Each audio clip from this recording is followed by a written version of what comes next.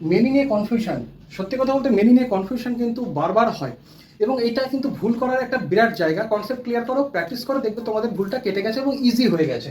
So ভালো লাগলে অবশ্যই পেজটাকে ফলো করো এবং বন্ধুদের মধ্যে শেয়ার করো। এটা মোটিভেশন যেটা আমাকে আরও নতুন ভিডিও করে তোমাদের সামনে পৌঁছাতে হেল্প করবে। মেনি নিয়ে confusion, many a student past the examination, a good many a great many students, মানে অর্থাৎ এখানে আমরা আলোচনাটা করবো হচ্ছে মেনি নিয়ে, মেনি আ নিয়ে, এ গ্রেট মেনি বা a good many are many নিয়ে।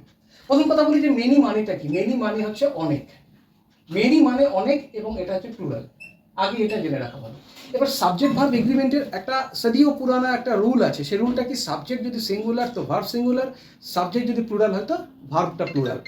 এবার এর ভিত্তিতে আমরা দেখব, আজকে আমরা এর ভিত্তিতে আমরা দেখব যে কিভাবে আমরা এই তিনটে এমসিকিউ আমরা সলভ করতে পারি, এই তিনটে আমরা অ্যান্সার করব। তাহলে মেনি মানে হচ্ছে প্লুরাল, অনেক। এবার যে কোনো ফর্মেই হোক, মেনি আ হোক, আর গ্রেট মেনি হোক, আর গুড মেনি হোক, প্রত্যেকটার মানে কিন্তু প্লুরাল। কিন্তু এর স্ট্রাকচারে একটু গড়বড় আছে। স্ট্রাকচারে গড়বড় বলতে কিরকম, এই নিয়মটা তোমরা একটু জাস্ট একটু দেখে নাও এবং এটাকে নোট ডাউন করে নাও।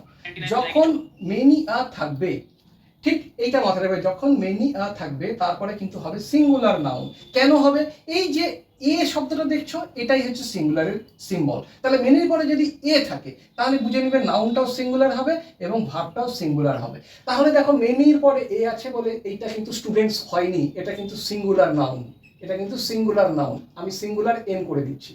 তাহলে সিঙ্গুলার নাউন হলে ভার্বটাও সিঙ্গুলার হবে। তাহলে এখানে অপশন দেওয়া আছে হ্যাভ, হ্যাজ, হ্যাভিং, হ্যাড, একই। এটা হচ্ছে অপশন, আমি আলাদা করে আর লিখিনি। তাহলে কোনটা হবে? হ্যাজ, তাই তো? Many student has. পরেরটা দেখো, a good many, a great many, যাই থাকুক শেষে আছে কিন্তু মেনি। এবার মেনি মানে কি? প্লুরাল। তাহলে মেনি স্টুডেন্টস, অবভিয়াসলি এখানে স্টুডেন্ট হবে না, স্টুডেন্টস হবে। মেনি স্টুডেন্টস মানেই প্লুরাল। তাহলে সেখানে কোনটা হবে? হ্যাভ না হ্যাড না, হ্যাজ তো হবেই না, হ্যাভিংও হবে না, কারণ আইনজি যুক্ত শব্দ নেই এবং পাস্টেরও বিষয় নেই। সুতরাং হ্যাভ। কেন হ্যাভ? কারণ এটা প্লুরাল। নাও এটা হচ্ছে প্লুরাল নাউন, এটা প্লুরাল, তাই এখানে ভার্বটাও প্লুরাল হলো। ঠিক তেমনি করে এ গুড মেনি বা এ গ্রেট মেনি, দুটোর ক্ষেত্রে মেনি শেষে আছে মানে প্লুরাল আছে, প্লুরাল মানেই হ্যাভ, তাই এখানে আমরা হ্যাভ বসাবো। তাহলে বটম লাইন কি হলো?